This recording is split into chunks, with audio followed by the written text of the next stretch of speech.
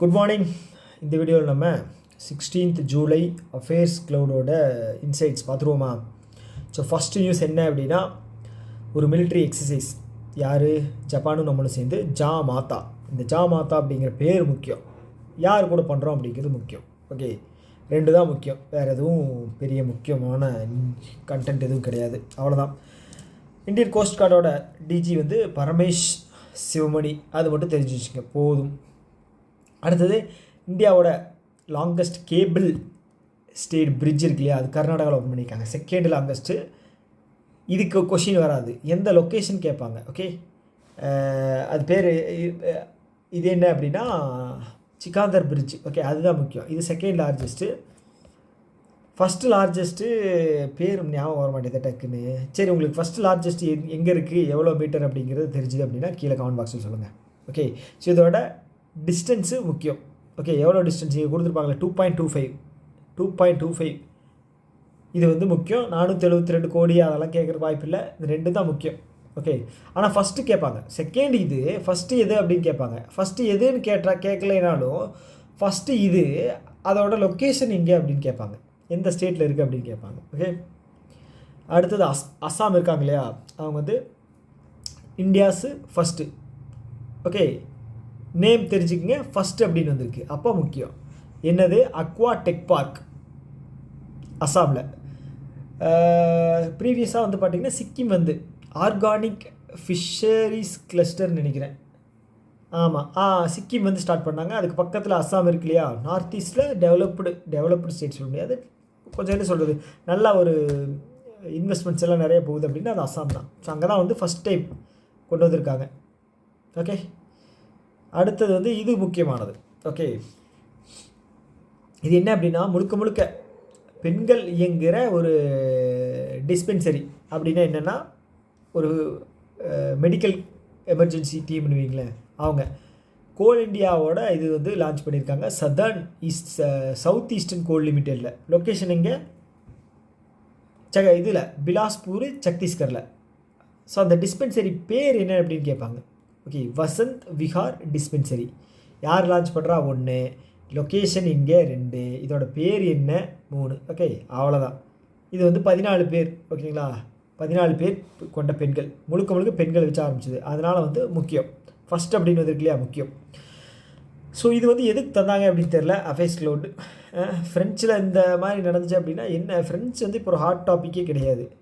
இஸ்ரேலை பற்றி சொல்கிறாங்க, உக்ரைன் பற்றி சொல்கிறாங்க, யூஎஸ் பற்றி சொல்கிறாங்க அப்படின்னா ஓகே, ஹாட் டாபிக். இது எதுக்கு தந்திருக்காங்கன்னு தெரில. ஓகே, அது தேவையில்லாத நியூஸ்.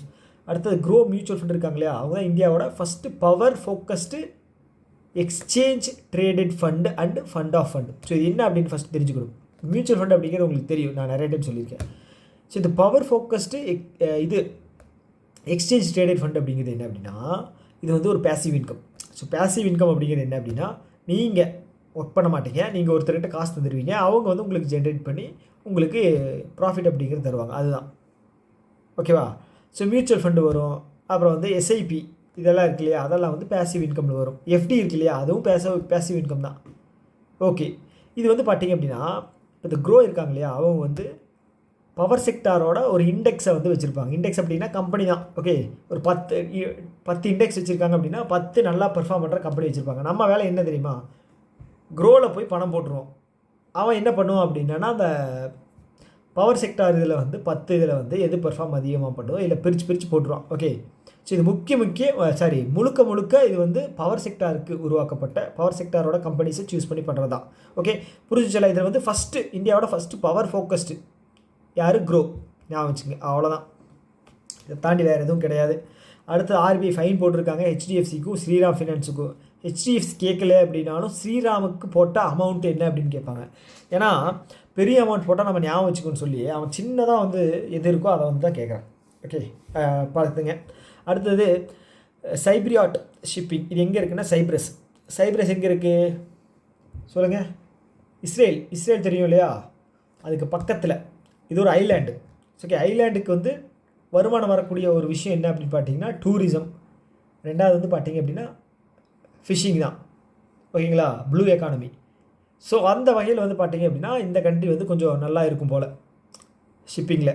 ஸோ அவங்க வந்து இந்தியாவில் வந்து ஒரு 10,000 கோடி வந்து இன்வெஸ்ட் பண்ண போகிறாங்களாம். ஓகே, இதுதான் வந்து largest FDI in Indian shipping sector. Okay, ஷிப்பிங்கில் வந்து 100% வந்து 2005 வந்து எஃப்டிஐ வந்து ரிலீஸ் பண்ணிட்டாங்க. அதாவது கொண்டு வந்துக்கலாம், இன்வெஸ்ட்மெண்ட் 100%மே வந்துக்கலாம். முழுக்க முழுக்க ஒரு ஃபாரின்காரனே வந்து 100% இது பண்ணி ஓப்பன் பண்ணிக்கலாம் அப்படிங்கிற மாதிரி கொண்டு வந்துட்டாங்க. ஓகே, அவ்வளோதான். அடுத்தது எஸ்என்பி குளோபல் இருக்காங்க இல்லையா, ஸோ அவங்க வந்து ஒரு ரிப்போர்ட் ரிலீஸ் பண்ணியிருக்காங்க.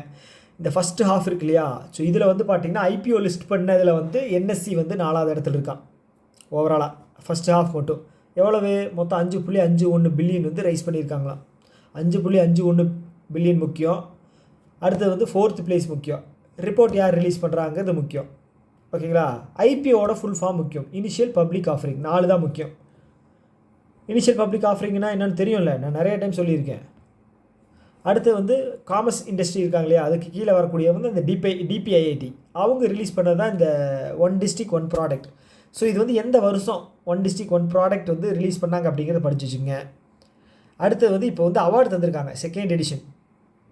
ஓகே, ஒன் டிஸ்ட்ரிக்ட் ஒன் ப்ராடக்டோட அவார்டு வந்து தந்திருக்காங்க. இதில் வந்து 10 அவார்டு வந்து ஆந்திரா வந்து தட்டிட்டு போயிருக்கு. ஓகே, 10 அவார்டு வந்து ஆந்திரா தட்டிட்டு போயிருக்கு, அது முக்கியம். அடுத்தது வேறு என்ன இருக்குது இதில், பீகார் வந்து 100% வந்து ஒன் டிஸ்ட்ரிக்ட் ஒன் ப்ராடக்ட் இதில் கவர் பண்ணிட்டாங்க. இது என்ன அப்படின்னா, ஒரு டிஸ்ட்ரிக்டை சூஸ் பண்ணி அதில் வந்து ஒரு டிஸ்ட்ரிக்டில் ஒரு ப்ராடக்ட்டை சூஸ் பண்ணி அதை வந்து ப்ரொமோட் பண்ணுவாங்க, அவ்வளோதான். ஓகே, அதுதான் விஷயம். ஸோ இதில் வந்து பீகார் தான் வந்து டாப்பில் இருக்காங்க, 100% அச்சீவ் பண்ணிட்டாங்க. பீகாரும் உத்தரப்பிரதேசம் 74 முடிச்சிட்டாங்கன்னு நினைக்கிறேன். ஸோ உத்தரப்பிரதேஷ்க்கு வந்து இதுக்கு பிராண்ட் அம்பாசிடர் கூட வந்து போட்டிருந்தாங்க, யார், கங்கனா ரணாவத். ஓகே, அடுத்த நியூஸ். இந்த நியூஸ் எல்லாம் எதுக்கு போட்டாங்க சொல்லுங்க பார்க்கலாம். ஃபேஸ் க்ளவுட் கடை முனர்ஜிக்கு அளவே இல்லையா? நேபாளில் நேபாள்காரனுக்கு ஒரு அவார்டு தரலாம், இதை நம்ம எதுக்கு படிக்கணும்? அதுவும் நேபாள் ருப்பியில் தான் அந்த ப்ரைஸ் மணியும் இருக்குது. இதில் எதுக்கு என்னன்னு தெரில. ஓகே, அடுத்தது வந்து எல்ஐசி வந்து துரைசாமியை அப்பாயிண்ட் பண்ணியிருக்காங்க எம்டி அண்ட் சிஇஓவா. சைதை துரைசாமி இல்லை, ஆர் துரைசாமி, அவ்வளோதான். இதுக்கு முன்னாடி யார் இருந்தாங்க அப்படின்னு பார்த்துங்க, இன்டீரியம் பிரசிடெண்ட்டாக சிஇஓவாக வந்து சத்பால் பானு இருந்தார். ஓகே, அவ்வளோதான். இது ஒன்றுமே கிடையாது. எல்ஐசி பற்றின ஸ்டாட்டிக் மட்டும் படித்து வச்சுங்க போதும். இது முக்கியம். ஓகே, ரயில்வே ப்ரொடக்ஷன் ஃபோர்ஸோட முதல் பெண் இதுவாக வந்து போட்டிருக்காங்க. எது டக்குன்னு வரமாட்டேது. டைரக்டர் ஜெனரலாக வந்து சோனாலி மிஸ்ரா. பேர் முக்கியம், எதில் போட்டிருக்காங்கன்னு முக்கியம். ப்ரீவியஸாக யார் இருந்தாங்க, மனோஜ் யாதவா. ஓகே, மனோஜ் யாதவாக இருந்தார். இவங்களோட டென்யூர் வந்து 1 வருஷம். பேர் எங்கே, இதுக்கு முன்னாடி யார் இருந்தால் எவ்வளோ வருஷம், இதுதான் முக்கியம், அவ்வளவுதான். அடுத்தது வந்து இதுவும் முக்கியம். சஞ்சய் கால் வந்து கிஃப்ட் சிட்டி குஜராத் வந்து அப்பாயிண்ட் பண்ணியிருக்காரு. கிஃப்ட் சிட்டி குஜராத் எந்த வருஷம் ஸ்டார்ட் பண்ணாங்க அப்படிங்கிறதும் படிச்சுக்கங்க. அடுத்தது இவர் வந்து யாரை ரீப்ளேஸ் பண்ணியிருக்காரு, தப்பன் ராயை ரீப்ளேஸ் பண்ணியிருக்காரு, அதுவும் படித்து வச்சுங்க. இது 2 போதும். இவரோட பேர் 3, அவ்வளோதான். பார்த்தீங்களா, கிஃப்ட் சிட்டி 2015 காந்தி நகர் குஜராத். அடுத்து கர்நாடகா பேங்க்கோட இது எம்டி அண்ட் சிஇஓவா இன்டேரம். ஓகே, தற்காலிகமாக ராகவேந்திரா ஸ்ரீனிவாஸ் பட் அவர் தான் நியமிச்சிருக்காங்க. முன்னாடி இருந்தவர் ஸ்ரீகிருஷ்ணன் ஹரிஹரி சர்மா. ஓகே, அவ்வளோதான். இஸ்ரேல் பற்றி ஒரு நியூஸ் வந்து இருக்குது. இஸ்ரேல் வந்து ஹாட் டாபிக், அதனால் படித்து வச்சுங்க. இஸ்ரேலோட சேட்டலைட் நேம் ட்ரோர் 1 அப்படிங்கிறது கேட்பாங்க. அயன்டோம் கேட்டாங்க இல்லையா ஒரு எக்ஸாமில், கேட்பாங்க. இது சைனா வந்து சைனாக்காரா என்னென்ன வேலையெல்லாம் பார்த்துருக்கான் பாருங்கள். அந்த தேனி இருக்கு இல்லையா, தேனியில் வந்து சிப்பு வந்து செட் பண்ணி அதை வந்து கண்ட்ரோல் பண்ணியிருக்கான். ஸோ அதுதான் வந்து சைபாக் பி அப்படிங்கிறது. ஓகே, அடுத்தது வந்து தமிழ்நாட்டை சேர்ந்த இன்னொரு கிராண்ட் மாஸ்டர் வந்து நமக்கு வந்திருக்காரு. இதனோட மொத்தம் வந்து தமிழ்நாட்டிலேருந்து போன கிராண்ட் மாஸ்டர் 32, ஓவராலாக 87. முதல் கிராண்ட் மாஸ்டர் 1988 விஸ்வநாதன் ஆனந்த். பெண் கிராண்ட் மாஸ்டர் வந்து பார்த்தீங்கன்னா 2002 கொனேரு ஹம்பி. எங்கேயோ தந்திருப்பாங்க, இங்கே தான் எங்கேயோ பார்த்தனே, பார்த்துக்குங்க. இங்கே இருக்கு பாருங்கள், 88 விஸ்வநாதன் ஆனந்த், 2002 கொனேரு ஹம்பி, அவ்வளவுதான். ஸோ இந்த கிராண்ட் மாஸ்டருக்கு ஃபிடே ரேட்டிங் வந்து பார்த்தீங்க அப்படின்னா 2500 பாயிண்ட் இருக்கணும். ஓகே, இது வந்து எக்ஸாம்பிள் வந்த கொஷின். இது தேவையில்லை. ஃபிஃபா கப்பு வந்து இன்னாகுரல் இது தேவையில்லை. இவரும் தேவையில்லை, இதுவும் தேவையில்லை. இது வந்து தீம் மட்டும் படித்து வச்சுங்க. Youth skills day. Youth empower through AI and digital skills. Okay, இப்போ ட்ரெண்டிங்கில் இருக்கு இல்லையா, அதனால தான். அடுத்தது சுக்வீந்தர் சிங் சுக்கு. இவர் என்ன பண்ணியிருக்காருன்னா ஒரு ப்ராஜெக்ட் ரிலீஸ் பண்ணியிருக்காரு. இது என்ன அப்படின்னா லேண்ட் இருக்கு இல்லையா, அதை எல்லாத்தையும் டிஜிட்டலைஸ் பண்ணுறது. அதோட பேர் மட்டும் படிச்சு வச்சுக்கோங்க.